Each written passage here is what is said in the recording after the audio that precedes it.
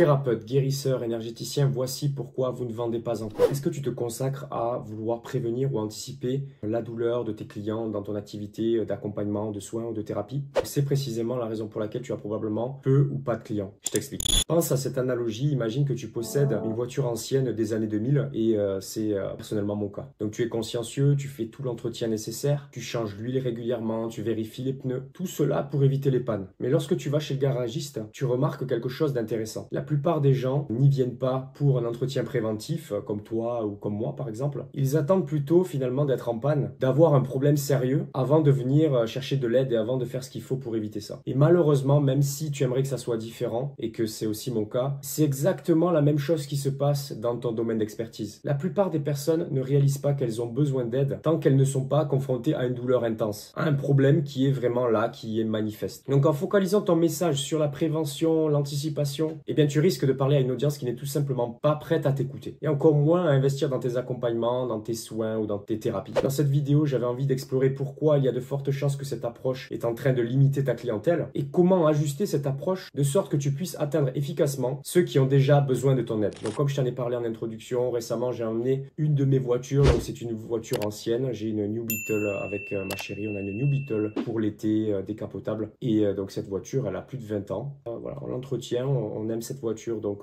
moi personnellement j'adore prendre soin des voitures et du coup je l'ai amenée chez le garagiste récemment pour faire la révision complète, changer 4 choses, les amortisseurs, les pneus, faire le parallélisme, bref je vais pas te parler du jargon mécanique, ça n'a rien à faire, mais concrètement quand j'arrive là-bas, au moment ma voiture elle fonctionne bien etc, mais je m'aperçois qu'il y a beaucoup de gens qui attendent et la plupart des gens leur voiture elle fonctionne pas, elle fonctionne plus. C'est là où je me suis rendu compte à quel point les personnes attendent le dernier moment et que la voiture tombe en panne pour aller l'amener chez le garagiste. Et d'ailleurs j'ai trouvé une statistique d'Alliance France de 2021 qui explique que 45% des pannes automobiles sont attribuées à un manque d'entretien régulier. Il y a eu aussi une enquête de UFC Que Choisir qui indique que 19% des automobilistes en France ne font jamais l'entretien de base de leur véhicule. Et 32% l'effectuent que lorsque finalement le voyant d'alerte s'allume ou finalement qu'une panne survient. Donc qu'est-ce que ça a à voir avec ton activité d'accompagnement tout ça? Bien, en fait, tu peux transposer cela à ton activité d'accompagnement pour la simple et bonne raison que la plupart des gens qui vont venir te voir la plupart du temps, c'est des gens qui vont avoir un problème, qui vont déjà être concernés par le problème.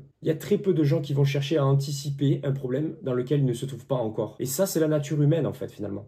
En tant que thérapeute, énergéticien, guérisseur ou même coach, il est important que tu puisses comprendre que la majorité des gens ne cherchent de l'aide que lorsqu'ils sont déjà pris au piège. Donc quand tu comprends ça, tu as compris que tu as intérêt à renforcer ton message de sorte qu'il soit vraiment spécifique pour les personnes qui sont déjà concernées par ce que tu proposes et qui sont déjà dans la douleur finalement.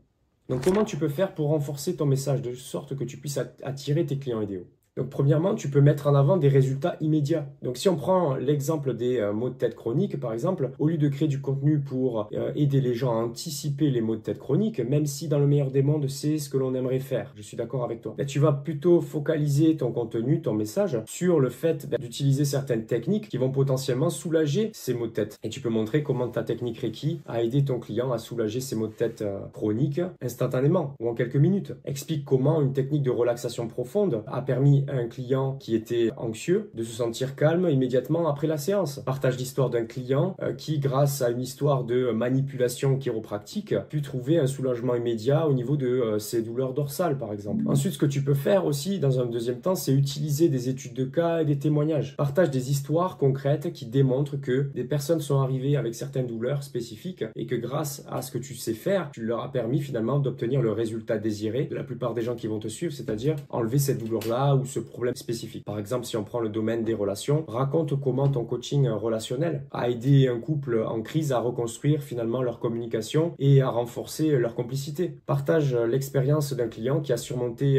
une dépression sévère grâce à une combinaison de thérapie cognitive et comportementale. Explique comment un programme de gestion du stress a permis à un employé surchargé de retrouver son équilibre émotionnel et professionnel. Ensuite, dans un troisième temps, tu peux proposer des solutions personnalisées. Démontre comment tu ajustes ton approche approche pour répondre finalement aux besoins uniques de chaque client, par exemple. Explique la manière dont tu adaptes tes techniques de coaching parental pour répondre aux défis spécifiques rencontrés par chaque famille. Explique comment tu personnalises tes sessions de méditation guidée en fonction des besoins émotionnels et spirituels de chaque individu. Partage comment tu modifies ton plan de traitement en chiropractie pour répondre aux conditions médicales particulières de chacun de tes patients. Ensuite, tu peux, dans un quatrième temps, intégrer des techniques démontrées, par exemple. Tu peux expliquer comment tu combines différentes techniques éprouvées pour maximiser les résultats. Par exemple, toi, si tu utilises la thérapie avec de la danse, démontre comment ça a aidé certains de tes clients à guérir certains traumatismes émotionnels profonds de leur enfance. Raconte comment tu utilises une approche intégrative de la nutrition et de la thérapie physique pour aider tes clients à atteindre tes objectifs de santé à long terme. Partage le succès d'un de tes clients qui a amélioré sa qualité de vie grâce à une combinaison de yoga thérapeutique et de techniques de respiration potentiellement. Et finalement, en cinquième, je te conseillerais finalement d'encourager le feedback continu. Invite tes clients à te partager finalement leurs ressentis, leur expérience, à te donner un feedback sur ce que tu fais et surtout à te donner un feedback sur leurs progrès, les progrès qu'ils ont réalisés grâce à ce que tu leur permets de faire. Utilise ce retour d'information pour améliorer, pour optimiser ton approche parce que les besoins de tes clients potentiellement vont évoluer, ils vont changer. Donc concrètement, en adaptant ces stratégies, tu pourras attirer non seulement une clientèle qui sera beaucoup plus engagée, une clientèle qui sera aussi prête à investir dans tes soins, mais aussi tu pourras renforcer ton impact en tant que thérapeute, énergéticien, guérisseur ou même coach.